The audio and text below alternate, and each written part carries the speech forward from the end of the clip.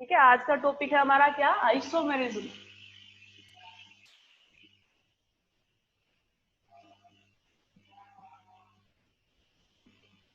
ठीक है, coordination compounds में समावयवता कितने टाइप की होती है, तो यहाँ भी समावयवता दो प्रकार की होती है। कौन कौन सी? एक संरचनात्मक और एक त्रिविम समावयवता। ठीक है, एक होती है स्ट्रक्चरल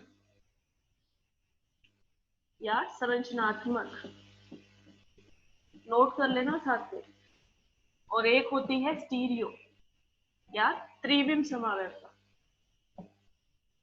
ठीक है, ये दो टाइप की होती है। अब स्ट्रक्चरल के अंदर जब हम नॉर्मल कंपाउंड्स के अंदर देखते हैं आइसोमेरिज्म, तो उसमें क्या होता है, एक स्थिति होता है, एक श्रृंखला होता है। तो यहाँ पर स्थिति जो है उसका हम चेंज कर देते हैं किसमें, आयनन में। ठीक है, आयनन का मतलब क्या होता है, मतलब इसका एक पार्ट क्या है, आयनन समावयवता, आयोनाइजेशन आइसोमेरिज्म। इसमें क्या होता है कि जैसे हम कोऑर्डिनेशन स्फीयर है, ठीक है, उसमें जो कोऑर्डिनेशन स्फीयर से बाहर मॉलिक्यूल रखते हैं वो हमारी कौन सी संयोजकता होती है, प्राथमिक संयोजकता। ठीक है, तो प्राथमिक संयोजकता आपकी वेरी होती रहती है। वेरी कैसे होगी, चेंज कैसे होगी, कि आप क्या करो, सेकेंडरी और प्राइमरी दोनों संयोजकताओं को आपस में चेंज करते रहो।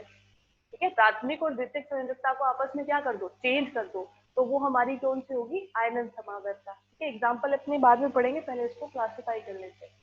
ठीक है, दूसरा होता है यहाँ पे हाइड्रेट समावयवता। हाइड्रेट का मतलब क्या है कि H2O यानी जल का मॉलिक्यूल एक लिगेंड की तरह बिहेव करता है कोऑर्डिनेशन कंपाउंड्स के अंदर। ठीक है, तो जल का अणु अगर लिगेंड है तो कितने जल के अणु कोऑर्डिनेशन स्फीयर के अंदर है, कितने बाहर है। ठीक है, वो अगर चेंज होते हैं तो आपका यहाँ पर हाइड्रेट समावयवता होगी। ठीक है, मूलानुपाती सूत्र या फिर आपका जो मोलिकुलर फॉर्मूला है वो सेम रहेगा, लेकिन कोऑर्डिनेशन स्फीयर के अंदर और बाहर यानी प्राथमिक और द्वितीयक संयोजकता ये अगर आपकी चेंज होती है किसके कारण, H2O के कारण, यानी जल के कारण या इस लिगेंड के कारण जो कि बॉटम मॉलिक्यूल है, तो वहां पे कौन सी समावयवता होती है, हाइड्रेट समावयवता होती है। ठीक है, तीसरी होती है यहाँ पे लिगेंड समावयवता। अब लिगेंड समावयवता में क्या है कि हम डिफरेंट डिफरेंट लिगेंड में, ठीक है, तो वो हो जाएगी हमारी लिगेंड समावयवता। एक होती है बंधन समावयवता। बंधन समावयवता का मतलब क्या है कि जैसे हम एम्फीडेंटेट लिगेंड लेते हैं, उभय तंतुक लिगेंड, ठीक है, जिसके अंदर क्या होते हैं, दो अलग अलग एलिमेंट होते हैं जो इलेक्ट्रॉन डोनेट करते हैं। ठीक है, तो वहां पे क्या होगा, अगर जैसे हम नाइट्रो की बात करें, नाइट्रो या नाइट्राइट NO2 की बात करते हैं, तो यहाँ पर नाइट्रोजन भी इलेक्ट्रॉन डोनेट करने वाला होता है, ऑक्सीजन भी इलेक्ट्रॉन डोनेट करने वाला होता है। तो अगर नाइट्रोजन इलेक्ट्रॉन डोनेट करता है तो वो एक समावयवी रूप होगा, और अगर उसमें ऑक्सीजन इलेक्ट्रॉन डोनेट करता है तो वो दूसरा समावयवी रूप होगा। तो ये कौन सा होगा, बंधन, यानी जो मेटल के साथ जुड़ रहा है वो एक में तो क्या है, नाइट्रोजन है, एक में क्या है, ऑक्सीजन। तो ये हमारी क्या होगी, बंधन समावयवता। एक होती है उपसहसंयोजन स्थिति। उपसहसंयोजन स्थिति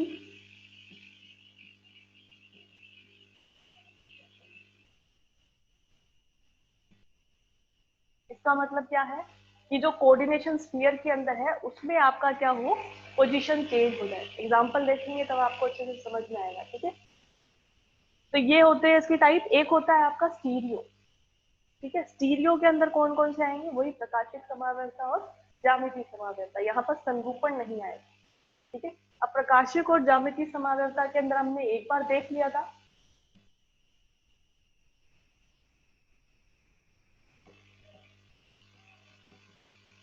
एक बार हमने देखा था क्या कि ज्यामितीय समावयवता के लिए हम क्या करते हैं, सिस या ट्रांस का यूज करते हैं।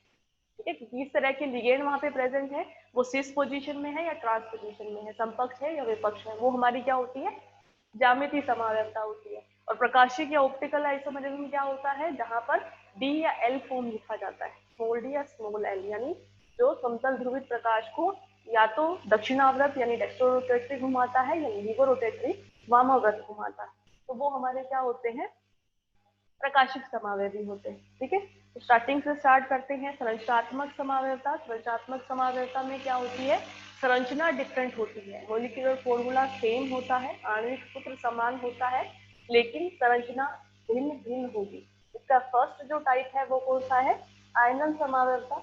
और आयनन समावयवता में हम क्या करते हैं कि जो आपकी प्राथमिक और द्वितीयक संयोजकता है वो चेंज हो सकती है। किस तरह से, एग्जाम्पल देखो आप।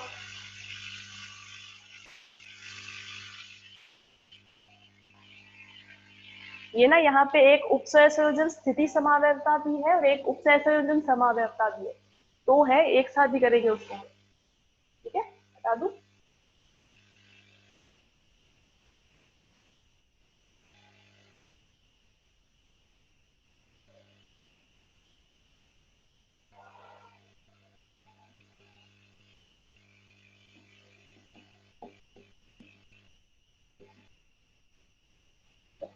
पहली है हमारी क्या, आयनाइजेशन, आइसोमेरिज्म या आयनन समावयवता। इसके अंदर क्या करना है, वही आपका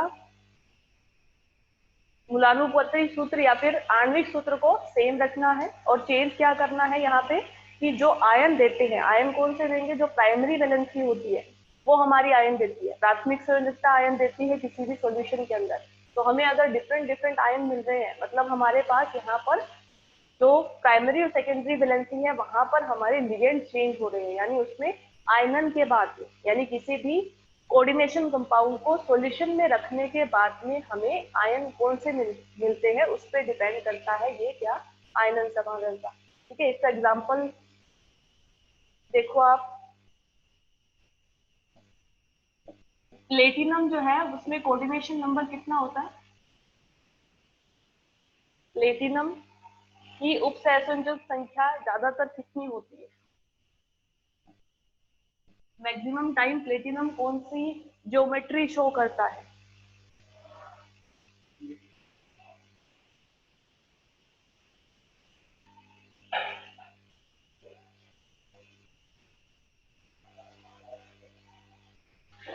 ये हमारे क्या है, आयनन समावयवता की दो आइसोमर्स है। ठीक है, दो समावयवी रूप है। इन दोनों को जब भी हम सॉल्यूशन में रखेंगे तो हमें आयन कौन कौन से मिलेंगे,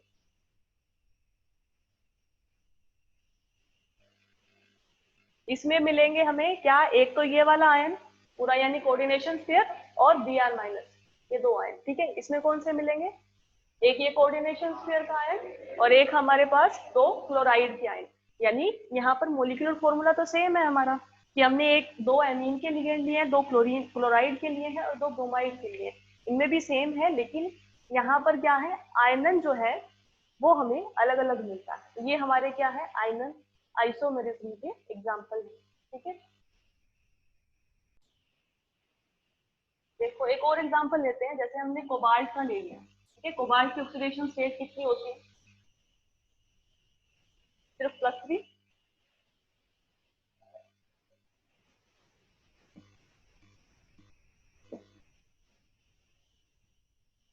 +3 और +2 ये दोनों ही ऑक्सीडेशन स्टेट के अंदर मिलता है कोबाल्ट। ठीक है, और कोऑर्डिनेशन नंबर कितना होता है कोबाल्ट का,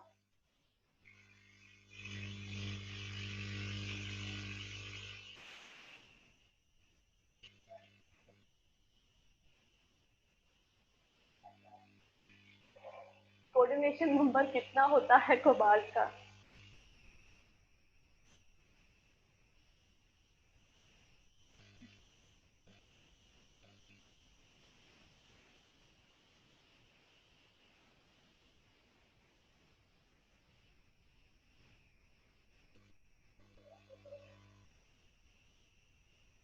तभी बोला था कि जो कोऑर्डिनेशन कंपाउंड है उसके अंदर मेटल अपना अस्तित्व खो देता है, यानी मेटल आपको कभी भी सॉल्यूशन में फ्री फॉर्म में नहीं मिलेगा। ठीक है, वो हमेशा किसके अंदर मिलेगा, इस कोऑर्डिनेशन स्फीयर के अंदर मिलेगा। तो अगर हम इन दोनों कंपाउंड्स को सॉल्यूशन के अंदर डालते हैं तो इसके अंदर इसमें से हमें क्या मिलेगा, HCN मिलेगा अलग से आपको। ठीक है, और एक पूरा ये कोऑर्डिनेशन स्फीयर मिलेगा। आयनिक फॉर्म जो होती है उसमें क्या होगा, एक HCN मिलेगा और एक ये पूरा कोऑर्डिनेशन स्फीयर मिलेगा। और इसमें क्या मिलेगा, Cl मिलेगा और ये पूरा कोऑर्डिनेशन स्फीयर मिलेगा। ठीक है, यानी दो आयन मिले इसके अंदर, एक ये, और इसको अगर आयनित किया तो दो आयन मिले, एक ये और एक ये। यानी यहाँ पर डिफरेंट आयन मिल रहा है, एक में Cl है और एक में HCN है। तो यानी यहाँ पर आयनित करने पर अलग अलग आयन आपको मिलते हैं, यानी ये आयनन समावयवता दर्शाते हैं। कुछ ना कुछ चेंज होना चाहिए ना। आयनन समावयवता का मतलब है अगर मोलिकुलर फॉर्मूला सेम है लेकिन आयनित करने पर आयन आपको अलग अलग मिल रहे हैं एक सॉल्यूशन के अंदर, तो वो आपकी आयनन समावयवता को प्रदर्शित करता है। ठीक है, आया? ठीक। दूसरा है हमारा कौन सा, हाइड्रेट। हाइड्रेट आइसोमरिज्म, इसके अंदर क्या होगा, वाटर है, वाटर क्या होता है,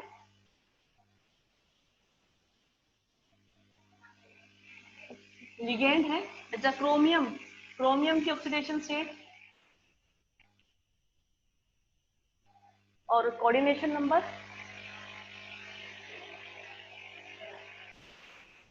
एक मिनट।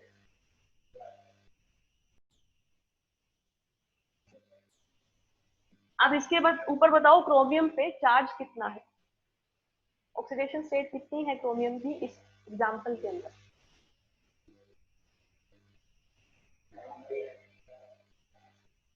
-3।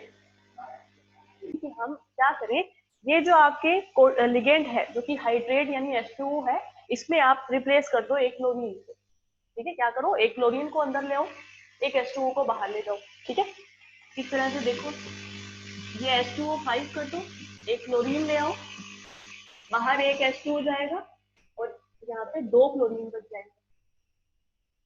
ठीक है, अब ये चार्ज को बैलेंस कर रहा है या नहीं कर रहा है, ये देखो, बाहर क्या है, -2। ठीक है, और इस कोऑर्डिनेशन स्फीयर पे क्या आएगा, +2। ठीक है, अगर ये +2 है, ठीक है, ये -1 है, तो इस पे कितना चार्ज है, ये मतलब सेम है ना, ये सेम है, तो आपका ये क्या कर रहा है, हाइड्रेट समावयवता को शो कर रहा है। इसी तरह आप और भी कर सकते हो, एक और वाटर मॉलिक्यूल बाहर ले जाओ, एक Cl अंदर ले आओ। ठीक है, यानी अगर हमें इन एग्जाम्पल्स का या इन अलग अलग आइसोमर्स को जब भी हम आयनन करेंगे यानी किसी सॉल्यूशन के अंदर डालेंगे, तो इसके अंदर आपको कोई भी हाइड्रेट आयन नहीं मिलेगा, इसके अंदर आपको एक हाइड्रेट आयन मिलेगा। ठीक है, इसके अलावा आप एक और कर दो इसके अंदर, ये H2O4 कर दो, ये Cl2 कर दो, और बाहर दो H2O ले जाओ, एक Cl रख लो, तो यहाँ पर आयनित करने पर या सॉल्यूशन में रखने पर यहाँ पर दो हाइड्रेट आयन आपको मिलेंगे। यानी ये क्या दिखा रहे हैं हमें, हाइड्रेट समावयवता, ये एक दूसरे के क्या है, हाइड्रेट आइसोमर्स। ठीक है, नाम आप बताओ, मैंने नोमेनक्लेचर आप। ठीक है, तीसरा लिख लो, लिगेंड समावयवता।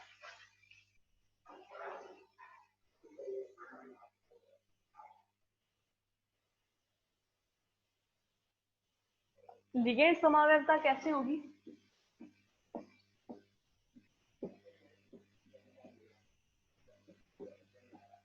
लिगेंड कंप्लीटली चेंज नहीं हो सकता,